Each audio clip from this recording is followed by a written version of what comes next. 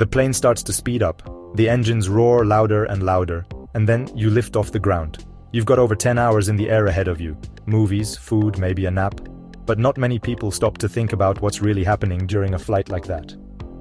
Behind closed doors, under the floor, and even above the ceiling, there's a lot more going on than you can see from your seat.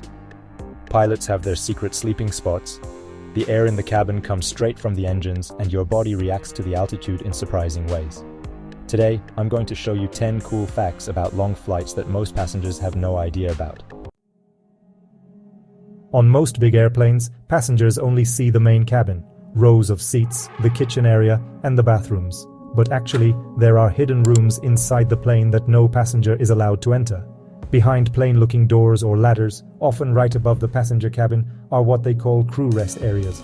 Basically, tiny bedrooms for the crew. Inside, there are a few narrow beds, curtains for privacy, soft lighting, and a small alarm that calls the person back to work if needed. This is where pilots and flight attendants sleep during the longest flights, taking turns, usually for a few hours at a time.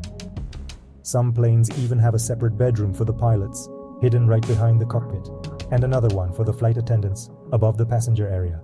Most passengers don't even realize that someone is sound asleep right above their heads, while the plane is flying over the ocean. On long flights, it's not just the passengers who get meals. Pilots also eat on board, but they have a very important rule. They can never eat the same meal. Sounds strange, right? But it's all about safety. If one of the meals was bad or caused food poisoning, the other pilot needs to be completely fine to take control of the plane. So usually the captain and first officer get totally different meals. For example, one might pick a chicken dish and the other a pasta dish. Sometimes one of them even eats a meal meant for business class, and the other one gets an economy class meal. On some airlines, pilots also have to eat at different times to avoid a situation where both feel sick at the same time. So next time you get your dinner tray, know that in the cockpit, their own in-flight dinner is happening, just with extra safety rules. Most passengers think that on a plane, we just breathe fresh air from outside, or that each seat has its own oxygen tank, but the truth is a bit more surprising. The air in the airplane cabin comes straight from the engines. Yes, it sounds strange, but that's how most modern planes work. This is called bleed air. Air that's compressed and heated in the turbines, which then goes into the air conditioning system. But you don't have to worry. Before it reaches the cabin, the air is carefully filtered by special HEPA filters, similar to those used in hospitals. They remove over 99% of bacteria, viruses, and tiny dust particles, making the air really clean and safe to breathe, even at 11,000 meters high. So next time you look at the vent above your head, think that it's not just air conditioning. It's an advanced system that lets you breathe fresh, filtered air up in the sky, where there would normally be much less of it. Do you ever feel like airplane food just doesn't taste as good as food on the ground? It's not just your imagination. At 36,000 feet, our taste buds really do work differently. The dry air in the cabin and the lower pressure make salty and sweet tastes up to 30% weaker. That's why a lot of the food served on planes is specially prepared.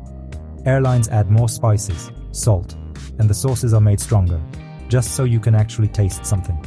Some airlines even test special menus in taste labs, faking flight conditions to make sure the food still tastes good up high. So next time your chicken or pasta seems a little bland, remember, the kitchen actually boosted the flavor on purpose, so you wouldn't be eating completely tasteless food in the air.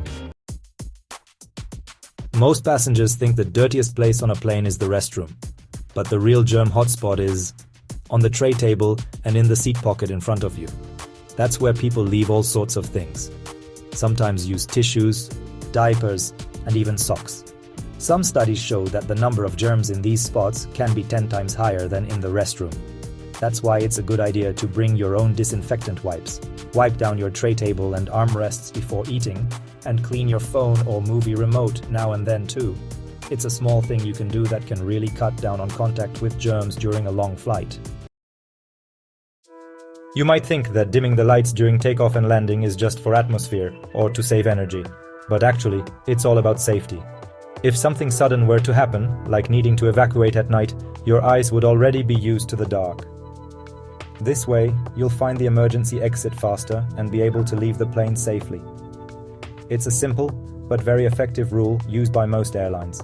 So even if you prefer bright light for reading or watching a movie, It's worth going along with it during these times. Your safety is the most important thing. Long flights don't just affect how we feel, but also our bodies. At 36,000 feet, the cabin pressure is lower than on the ground, and your body holds onto more fluids. The result? Your legs might swell, and your muscles can get stiff. For some people, there's also a higher risk of blood clots.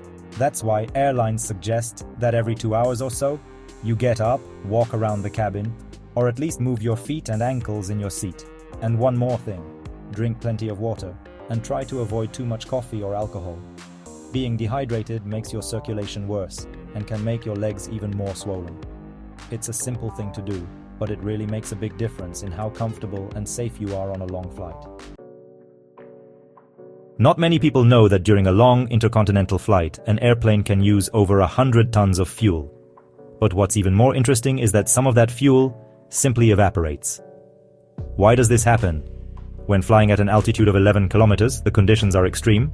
It can be as cold as minus 60 degrees Celsius outside. And the fuel in the wings is much warmer, especially right after takeoff. The difference between the hot fuel and the icy air can be as much as 70 degrees. In such conditions, some of the fuel naturally starts to evaporate. Of course, the airplane's design makes this completely safe, and the onboard systems constantly monitor the temperature and pressure in the tanks. This is another example of how incredibly complex every minute of a flight is. Even wings full of fuel have to deal with huge temperature differences. If you thought turbulence only happens when a plane flies into stormy clouds, then I'm probably going to surprise you. Most of it is completely invisible. This is called clear air turbulence. It happens when there isn't a single cloud in the sky. Weather radars can't see it because they mostly detect rain and big cloud formations. That's why pilots often rely on something completely different. Reports from other crews who flew the same route earlier and ran into some bumpy air. And that's why sometimes you hear the announcement over the speakers, "Please fasten your seatbelts," even though outside the window it's clear skies, blue and calm.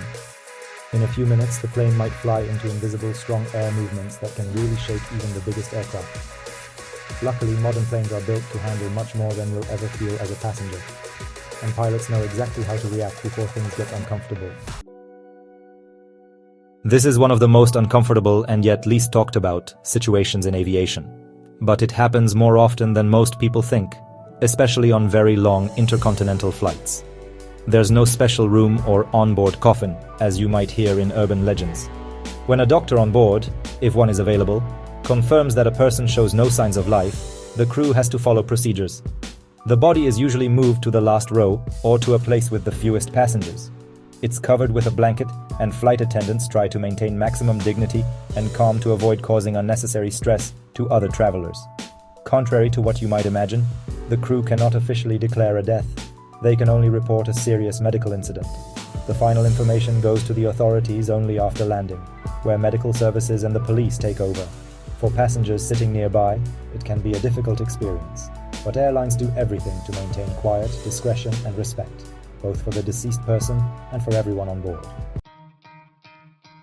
When we, the passengers, only see the blackness of night outside the window, pilots in the cockpit have a completely different world before their eyes. During night flights over the Atlantic, they can watch the northern lights dance along the horizon like green, wavy curtains. Sometimes they see lightning striking hundreds of kilometers away. Single, bright flashes lighting up the clouds like giant camera flashes. And if the weather is super calm and the sky is totally clear, down below you can even see the tiny lights of fishing boats, which look like small sparks floating on the black surface of the ocean. This is one of those sights that stay with you forever, and that passengers sitting in the back of the plane will probably never see. Next time you take your seat by the window or in the middle of the row, remember how many amazing things are happening around you at 11 kilometers high. From hidden crew bunks, to invisible turbulence, to the northern lights that sometimes only pilots can see. Every long flight is a small world full of secrets. If you like this trip through aviation fun facts, please subscribe and write in the comments what I should make the next episode about. Thanks for watching.